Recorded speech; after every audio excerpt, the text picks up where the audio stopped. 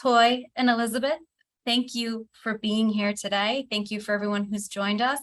And I look forward to a conversation. To start us off, Dee, I'm wondering if you could sort of share your story, why you're here today, and a little bit more about DeeDee's Cry.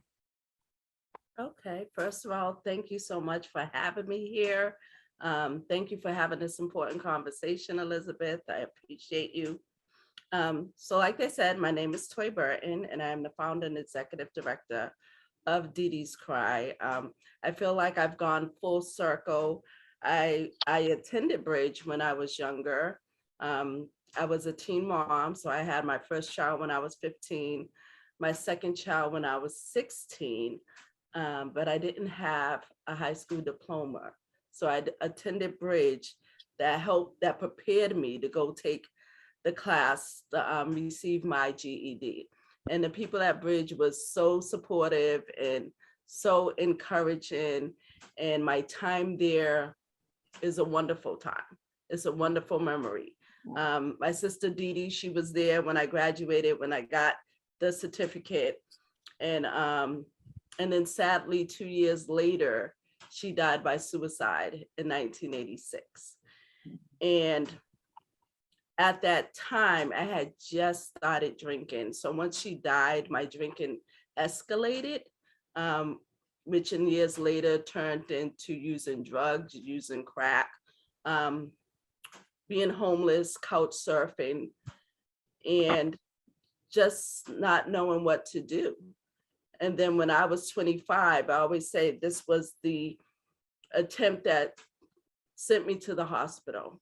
I needed to go to the hospital. But even once I was released, I was still inflicting self-harm.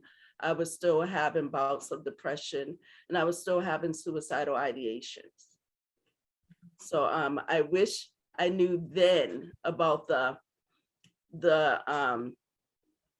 resources that Bridge had, because all I knew was GED. But even then, when you're out there and you're suffering, you don't really think about resources. At least I didn't. I didn't think about help. I was just making it through the day the best way that I knew how, which was self-medicate, which is unfortunately a lot of ways that our community deal with our traumas. So thank you so much for sharing your personal story, and thank you for the full circle of coming back. And really, it's an honor for me to have this discussion with you. As mental health and suicide prevention we have an awareness month, but me and you know that it's all year, every day, every minute that we need to be aware of our emotions and our understandings. Tell me a little bit of how DeeDee's Cry started. So DeeDee's Cry started in 2017. So in 2017, I was posting on social media that if my sister had lived, it would have been her 55th birthday. And a friend that I used to work with, her brother had recently died by suicide. So she had inboxed me asking, how do you get through it? It hurts so much and things like that.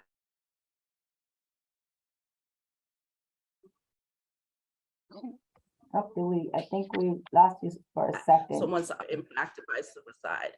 And what I found out, not even what I found out, I just got angry being on these websites because I didn't see anybody who looked like me. And I felt like my community needed these resources too. And so I was like, I'm going to create something that connects the community to the resources. And tell me a little bit about, let's talk a little bit about warning signs, right? What is it that we should look for? What did you learn during your journey about what those warning signs, and that how we're teaching in DeeDee's Cry those warning signs? So the most visible warning signs, and there's not always visible warning signs. When my sister died, we thought she was better. She had just moved into a new apartment. She had a 2-year-old son. It looked like things were looking up. But some of the warning signs is you have to pay attention and just be intentional, going deeper. If you hear somebody say, I just want to give up, right? So you need to say, what do you mean by that? Or I can't take it anymore. The world would be better off without me. Those type of things. Or even somebody giving away their prized possessions. Like, you know what? I have this signed football from the Patriots. I want you to have it. Mhm. Those right there are warning signs. Mhm. Thank you for sharing. Here at Bridge, when I came on, so the team here, all the team members go through training to understand the verbal and the nonverbal signs of suicide or suicide ideation, and making sure that we set up a plan for our young people. We also will have our young people do an intake that looks into the emotional regulations. Have they tried to come uh, attempted any suicide attempt, and then create a safety plan while they're here in our program. So we made sure that everyone is trained. But another thing that we did recently, I want to say in the last couple of years before COVID hit, was that we got all of our therapists and anyone in our staff be trained with DBT, which is dialectical behavioral therapy, right? And it's the most validated suicidality treatment available. And we got our clinicians trained through BTEC and the Linehan Institute that came in and trained our team members here to be aware. And again, the world has it as 1 month, but we know that it's a daily conversation, a minute conversation, an hour conversation. And so we try to embed that into our systems here at Bridge, that we always have a safety plan and we always have a conversation, because it is a verbal and nonverbal cues that we need to pay attention. Can you tell me a little bit about how do you train emotional awareness or mental health preparedness with DeeDee's Cry, or in the community, especially our community that doesn't want to talk about mental health, and what strategies do you use? So I love that you said that at Bridge that you create a safety plan. Because I always say that you don't want to have a house catch on fire, then say, okay, let's train for a fire drill.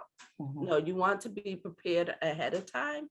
So we always encourage people to have a plan. Like, what do you do when you get angry? What are some things you can do when you're frustrated, right? We don't want to wait for the crisis to happen. So we definitely always want to voice and let the community know you can prepare. Like, don't wait, right? So you have something that you mentioned about your toolbox. Talk to me Yes. a little bit about that. So the toolbox is, and this is from being a preschool teacher, right? Like I said, we don't wait for that child to start hitting the children to say this is what we go to. So we want to give people the strategies that they need, that they can have in their toolbox. So that's what they go to when they're frustrated, when they're aggravated, when they're depressed, when they're sad. So even if it's something as a certain song that lifts your spirits up. So, okay, put that in your toolbox, that if you're feeling aggravated, that could be one of the things on your safety plan to go to. It's like, okay, let me put this song on because I know it lifts my spirits. It could be a smell, a certain smell that gives you joy. It could be a photograph, a back rub, touching a certain part of you that makes you relax, something that you do. So we want to make sure that people are not even saying equipped with these strategies, that they're aware of these strategies. I said so many times we spend more time focused on our problems than we do the solution. So we could be like, oh, the electric bill is due. I'm going to get the electricity is going to get cut off, instead of saying, you know what, let me pick up the phone and call and make a payment plan. Right? We just spend too much time stressing on the problem than actually working on the solution. Thank you for mentioning that, Toy. And let's talk a little bit about our community, right? Talking about mental health, medication. What does that mean? Going to see a therapist. What advice would you give to anyone who wants to walk into our community to talk about mental health and to make it open? Welcome. That's what I would say. Welcome, because it's very much needed.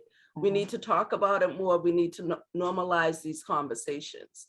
I was at an event the other day, and that was one of the questions that someone asked, that their brother is not happy about the medication, so he doesn't take the medication.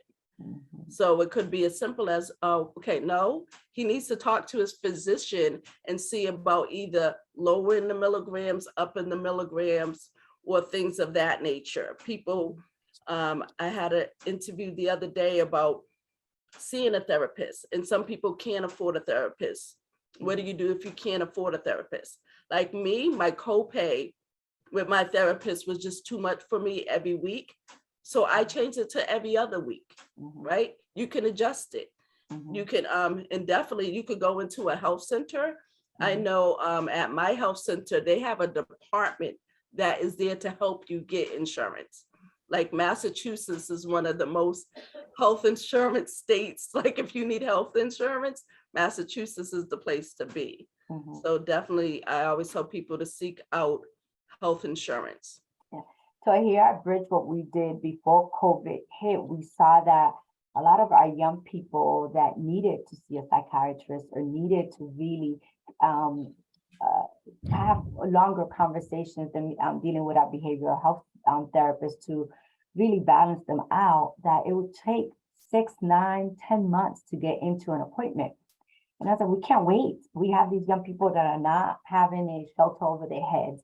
They don't have a stable living situation, and their minds is racing a mile a minute. And so, yes, we created a safety plan, but we needed more to deal with any imbalances that were going on. And so we partnered with Mass General Hospital to bring psychiatrists into Bridge, because no matter how many appointments we did outside of Bridge, young people were not following through. They felt comfortable and safe in this environment. And so we worked a great partnership where the psychiatrist is embedded in our programs 2 or 3 times a week. That's part of giving out lunches. That's part of, meeting young people in the elevator. So a lot of the conversations that young people were afraid to have, especially the medication, we made it a work on making it normal and explaining what happens if one pill does not work. If you gain weight or lost weight, that milligram is not going to work. If it needs to be stored, if you don't take it at a certain time every day. So it was a lot of education. I'm saying it's not you and it's not the medication that is not working. We just have to figure out a pattern that works best for you. And that has been a lot of grinding education and having someone embedded here that works closely with a behavioral health specialist to provide that. And having those conversations. And it's not about, our young people always say, I'm not crazy. I don't need mental health. I'm not crazy. And we always say here is like, no, of course, no, you're not. Where it's cold outside, first of all, you don't have a place to live. That alone is a major stressor. If you don't have to be crazy, they're naming to see a psychiatrist. To see a psychiatrist or a therapist and explaining the difference. A psychiatrist provides medication, a therapist is someone to talk to. A counselor helps you with this, the different. It's very important for young people, for us, especially homeless young people, what are the titles and what does those titles can or cannot do? Because we always say to the young people here, if you can give me an hour or two to sit with somebody and give them everything that's going through my head a day, that is a good releaser. I like to cook, I like to dance, so I use those. What do you like to do when you have so much that you need to release? And having those normal comments, going to the gym, the basketball, we did a partnership with the Y so they can go and exercise, right? So we here at Bridge is all about teaching those escapes that we as an adults are learning how to use and being comfortable with, but our community still don't understand. So which is very different than what it was in 1980s when you were here and being embedded. But tell me a little bit, I know there were some questions, how people, I know you say welcome to the community or welcome to talking about it, but what words or triggers can we say to somebody that say, I'm worried about you? And that can be taken too much by somebody who's not used to it. But what else would you think will be a good conversation to open up what suicide means? So I always say that if you feel like someone is suicidal, it's best to be honest and to be direct, right? because you don't want no miscommunication going on. That's not the time. Mhm. So definitely say, do you feel like killing Mhm. I think you froze a little bit. yourself today if you're not prepared for the answer, right? So you need to be prepared for the answer, because if the answer is yes, that person does not need you to say, oh, well, I got to go pick up my child from the bus stop. Mhm. Like, so make sure that you have the time to address the answer. So if the answer is yes, and you respond, how can I support you to help you through today? Because that's all you need to be focuses on, is getting that person through today, not next week. Mhm. And it could be, well, can you come to the hospital with me? We know a hospital may take a few hours. So Mhm. make sure you have time to give to that person once you ask that question. And you can always say, now we have 988, you know, like there's a hotline that you can call if you feel like you're in crisis, where somebody, you don't even have to call, you could text Mhm. 988 to say what's going on with you, and to reach out for help and resources. How do we prepare for that answer? When you ask and say, are you suicidal? How that person that's going to ask that question, how emotionally, mentally should they prepare for that answer? So that's a tough one, because everyone responds to things differently, Mhm. but definitely just make sure you have the time to Mhm. respond to that answer. So Mhm. there's no right or wrong answer. It's giving that person that time. That's the most Mhm. important thing. Mhm. Because like I said, that time could be, can you just sit with me and hold my hand? Mhm. It could mean anything. So just make sure that you have that time. The words are going to come the way they're going to come, because you know that person. So I can't say to say this, and that's not what that person responds to, Mhm. right? But definitely make sure that you have the time to give that person. Thank you. Oh, and how about if I'm just cutting myself? And I love role playing, so don't mind me. I'm just cutting myself, and I'm not suicidal. It's just a simple mark here, here. I'm not suicidal. So I would say to that person, because I was a cutter, right? And I didn't know that wasn't okay. Mhm. So the example you just gave, that was me, right? Mhm. So let that person know it's not okay. Like, that's not normal. Mhm. It's actually a cry for help. Mhm. So if you could talk to that person in that way, just to say, okay, so I hear you say you're cutting yourself. Why do you cut yourself? For what purpose are you cutting yourself? Because for me, I would rather have the physical pain than the internal pain. That's why I was cutting myself. Mhm. So if that's their answer, then you can say, do you think you need to talk to someone? Or I think you need to talk to someone. I think you should seek help, because self-harm is not good. You shouldn't be harming yourself. Mhm. How about if I say, mind your business, Toy? This is who I am, and I've been Uh, fine all this time. you just made it my business by telling me, Mm. and I care about you. And Mhm. so I'm going to help you, and I'm going to support you. Mhm. So tell me what you need me to do to support you to Mhm. not do that, Mhm. right? Because you want them to come up with the answers themselves, because you're not always going to be there. Right. So you can't say, go talk to somebody, go do this. You want them to come up with their own strategy so they can have them in their toolbox. So when that arises again, when Mhm. they're cutting themselves again and you're not around, they know what strategy to use. Mhm. That's a really important one, because we do create a safety plan for our young people here while they're in our programs, to make sure that we are all aware of what's happening.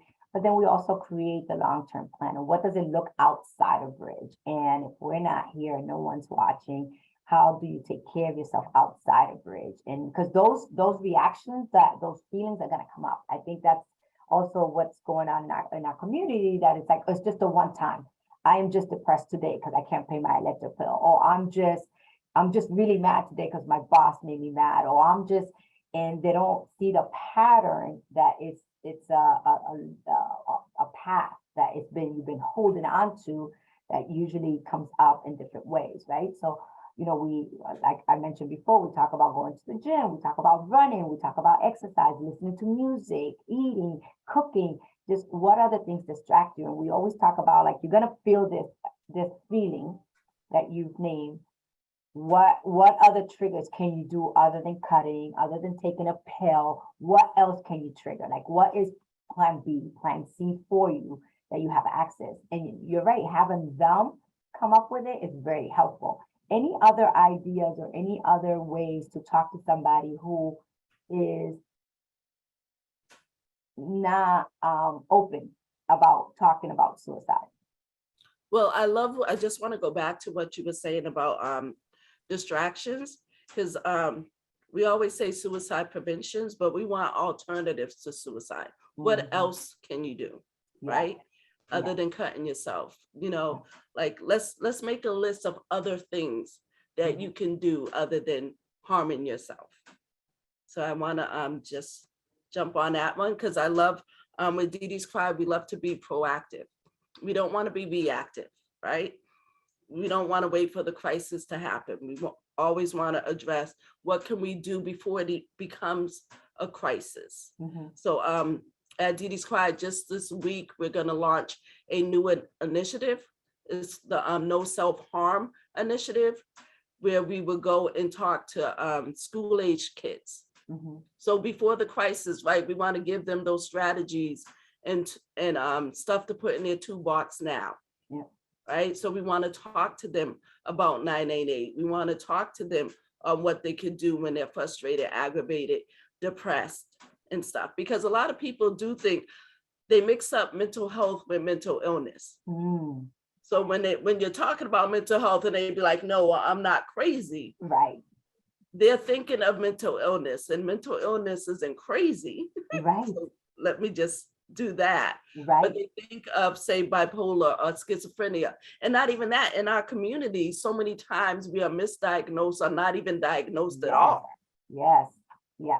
So you may think you don't have a mental illness, but let's stick with that. So a lot of people mistake mental illness for mental wellness, right? Yeah. So we want to stay mentally well. And there's certain things we can do to be proactive to stay mentally well, right? I love that you said that, because you're right. It's so different. And here we're constantly educating that and role playing that and what it means to be, yes, we all stress. Yes, I can be stressed too. And yes, I can be really upset at my boss, but I can't slap my boss when I'm upset. So how do I deal? And really doing that role model and teaching. Tell me a little bit about, as a community member, how can we create more open spaces or spaces to talk about suicide? Because suicide, when you bring the word suicide, people are like, I'm not suicide, like I'm just cutting myself. I just took a pill, or I just drank a little bit. That doesn't mean I'm suicide, right? So just the word alone is to push back. So how as a community member can we create those spaces? Like I mentioned here at Bridge, we talk about it all the time. We talk about being stressed. We talk about how we handle things differently. We talk about, we role model a lot here with our young people here. So as a community member, what advice to create those safe spaces? So as a community partner, I suggest we have to meet people where they're at, right? So that's what DeeDee's Cry do, because I'm not a therapist or a social worker. I was like, I want to connect my community to the resource. So I create the events that have the resources there, to have the conversation, because I'll say it again, we have to normalize the conversation to lift the stigma. If people are saying, shh, don't talk about it, that's the stigma right there, right? So I always talk about suicide, and I say suicide, and I say I'm a suicide attempt survivor. And so many times when I say that, people say, oh, me too, right? Because there's comfort, there's power in community. There's power in groups. There's power in me too.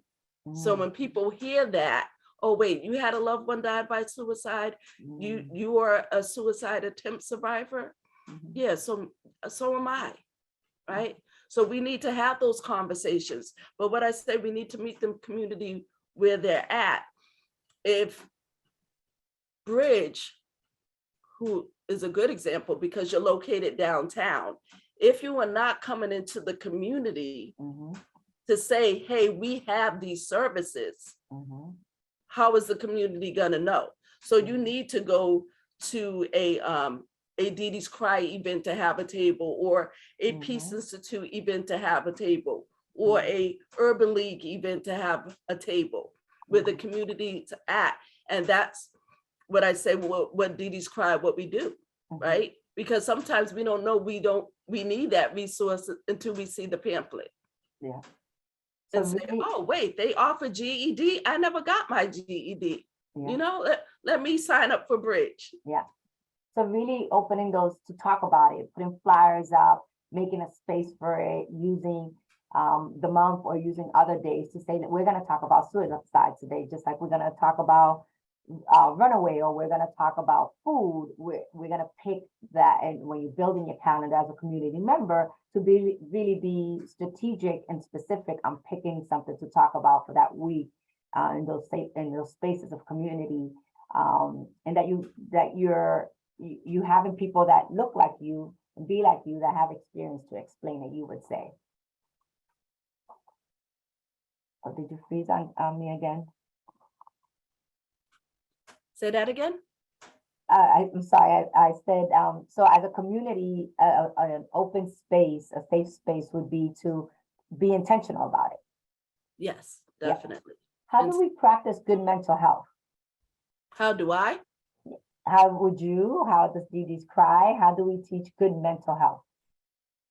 So I would say it has to be a balance, right? Because you have to work, you have to be around bosses you don't like and people who aggravate you and this and that.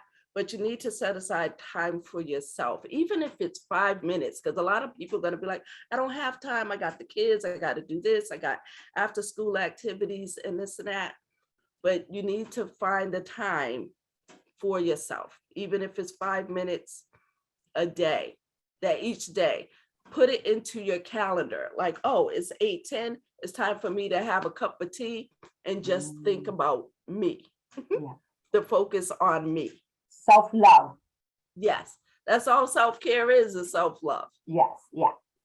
And you know, interesting, because here we teach our young people of like, they're always rushing. Everything's not Instagram, look at me.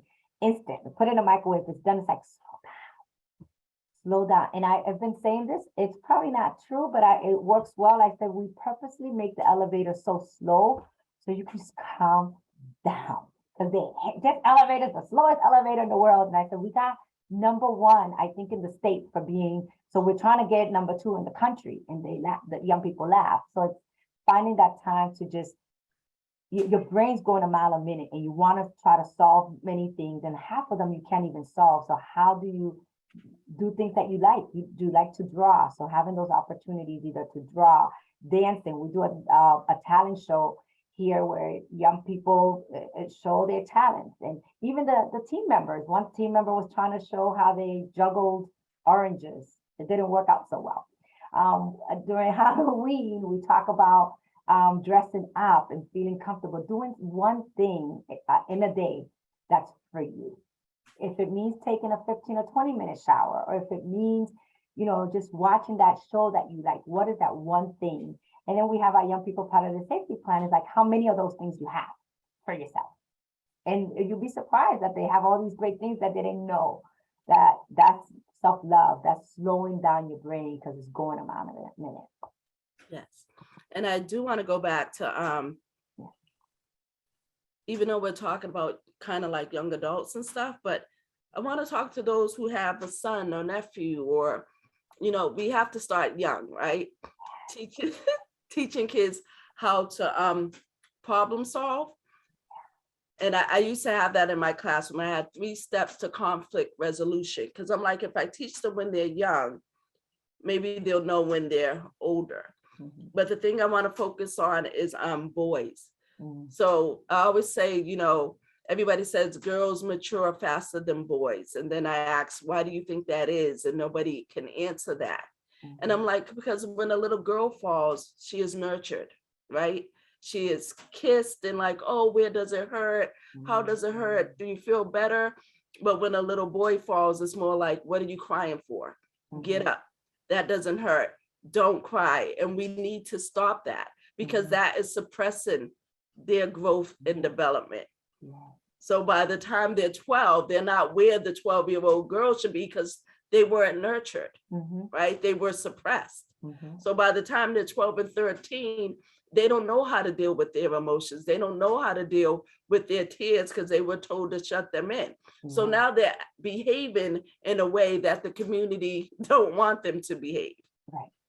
And here at Bridge, I always say with the University of Life Skills, because as in my community, me growing up, there was a saying that says children should be seen but not heard. And I remember always, growing up, and I guess nobody hears me, so I'm quiet, right? So here at Bridge, as the University of Life Skills, we need to move that around and say, no, we want to hear you. Doesn't mean we have to agree with you. Doesn't mean we're going to change the policy. Doesn't mean we do agree. We just want we want you to get it out because we were taught in our community that you shouldn't.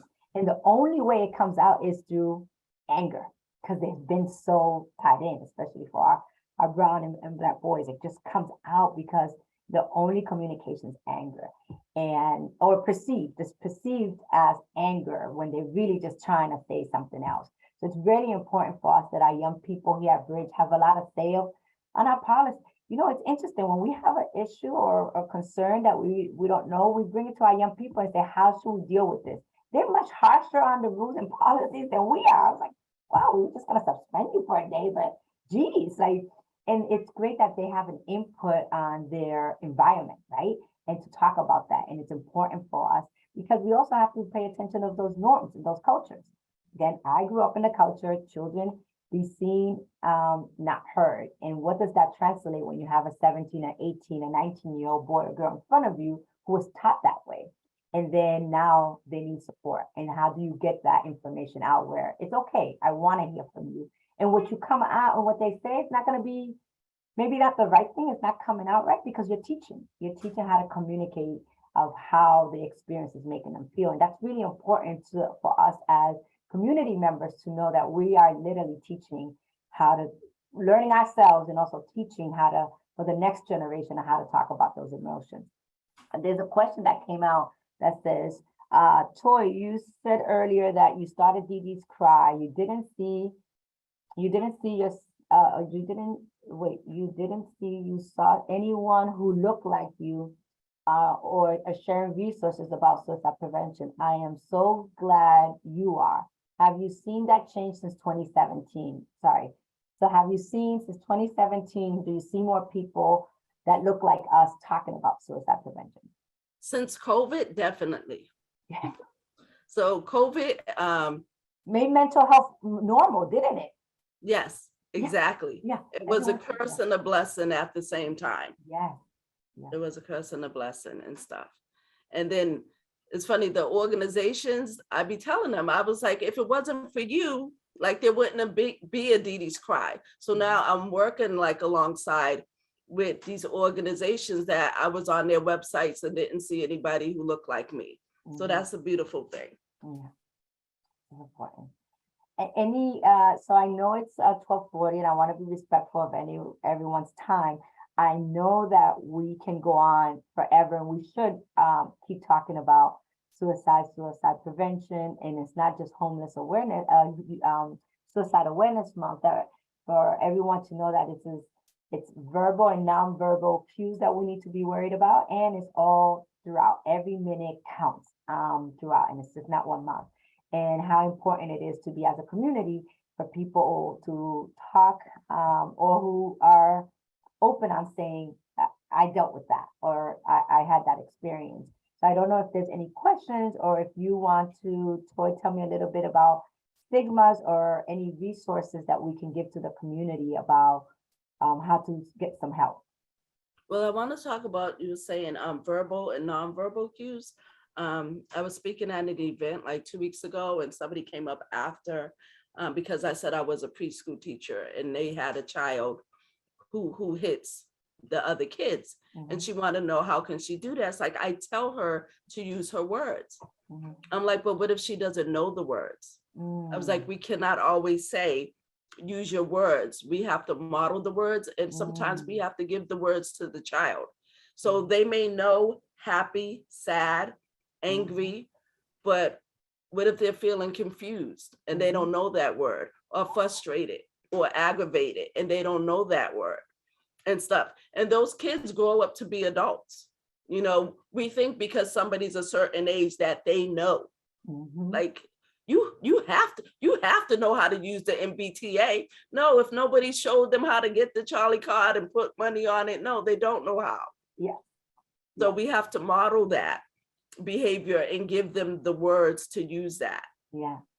I love that you say that, because going back to the University of Life Skills here at Bridge, it's constantly a teaching where, and I tell my team, you're literally a role model. You are a mirror, and you need to use what you, and some people are very worried about putting their words in somebody else's mouth. And please understand that that person will not pick that word or that feeling if they don't attach to it. So don't feel uncomfortable by saying, well, I don't want to say it's confused if they say something else. No, that's okay, because they'll find the right feeling that it feels to it, and you're helping them throughout the whole process. There was a question that came out that says, how can we teach emotion management in a non-judgmental way? In a non-judgmental way. Mm.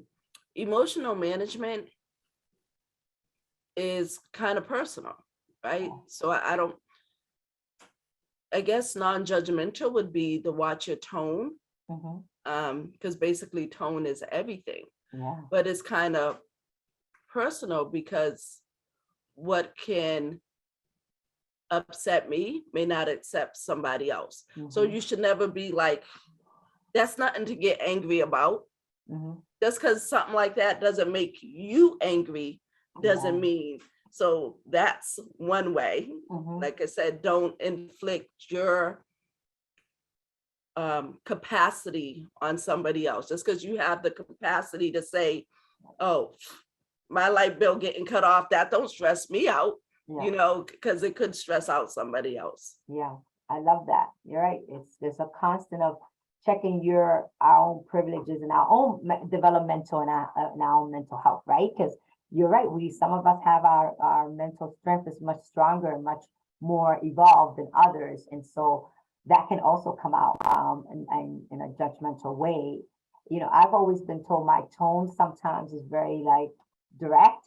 And so I start with that and say, hey, I know I'm very direct. And that's not my intentions to come out this way, but how can we have this conversation? So letting somebody know, I usually just say what comes out of my mind. And so how does it work best for you? Like, teach me how to talk to you and how to perceive. And so that's always important, where you don't have to know all the answers, but how do you make that path and saying, I have something to tell you, what's the best way for me to tell you? And some people, you know, some of the young people say, can you write it?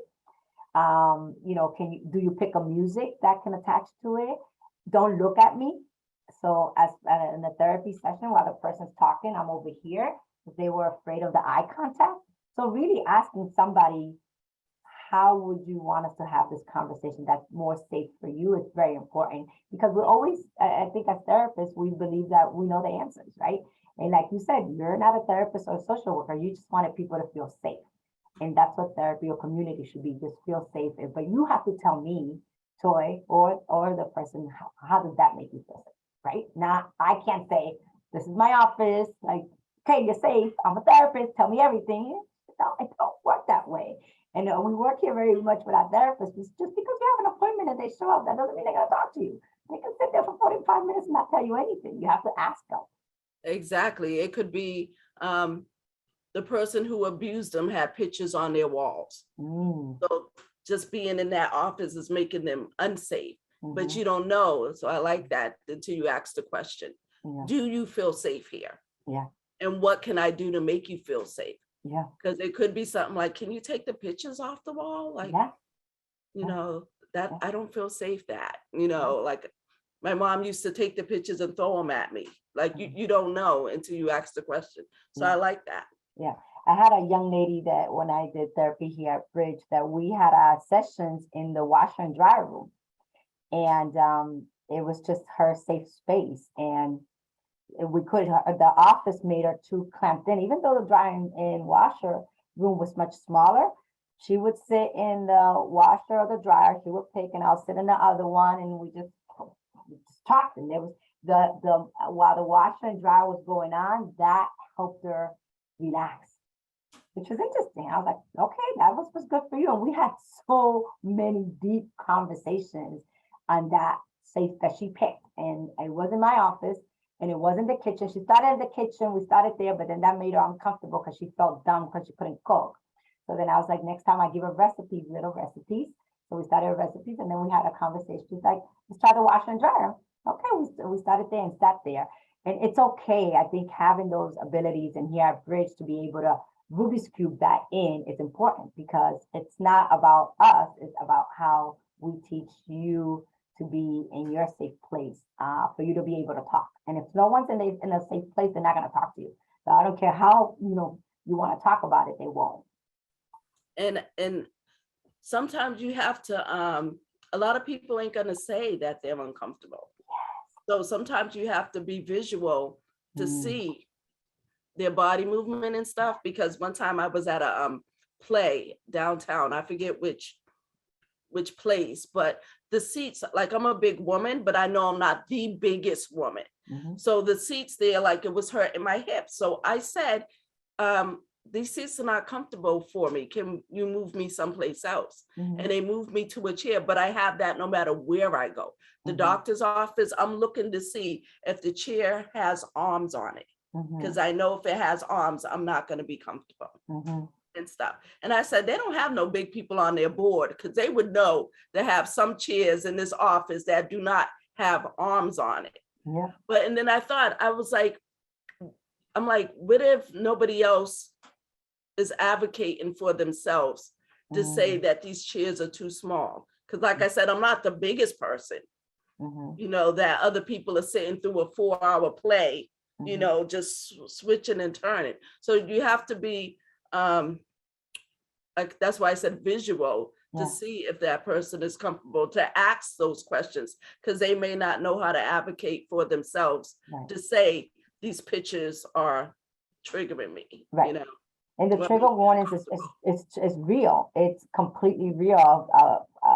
In DBT, we talk a lot about how to really understand those trigger warnings and how can we get through it together. Like, we know it's going to happen at this time. Like, some things we can't change. You're going to walk into an office, there's going to be pictures. But if you talked about this in therapy, when you're there, what are you going to do? What is that? If feelings coming back, you know it's going to happen. What do you do then? And it's very important to teach that, because we can't, we always say here at Bridge, we're here in a small ecosystem. We can't manage what's outside, right? And how do you use your words to advocate or walk out when you feel unsafe, or say, I need 5 minutes, or really start training your brain of like, okay, this is just going to be for 5 minutes, or I can't do this anymore. And have those conversations instead of just like, not going at all. And especially our population, they shut down and they won't go to the job interview. They won't go there because it's something, the stressors, that trigger is there. And it's really important for our community, especially our community of color, to really understand that it is there. What does it look like and how it can show up? Like, what are those other ways that we can show it up? Because the more they have inside of that takes to that point of like, I'm done in this world. I can't do it no more. Because they don't have the skills. Exactly. I was so sorry, Elisabeth. I was No. just going to say it's 12:50. Yes. So I think this conversation, as you said, could go on for a very long time. I think it's been extremely important. And as we look to wrap up, I feel like I've learned a lot. I feel like there's a lot I have to think about. reflecting on everything that we talked about today, what would you say is the most important piece of information or action item that I should take away from this conversation as we close this out? Toy? I would just say be proactive. Proactive, have a plan. Yeah, that's always going to be my answer, to be proactive. For Right? me, it will be intentional. And which is probably the same as proactive, but be very, very intentional here at Bridge of that community is it is happening and not shy away from having those conversations. Train my team. We've given them the best training and it's like keep training them because they're gonna deal with that and that also affects their mental health. So I have to make sure I take care of them. So it's really important that we continuously take care of our mental health.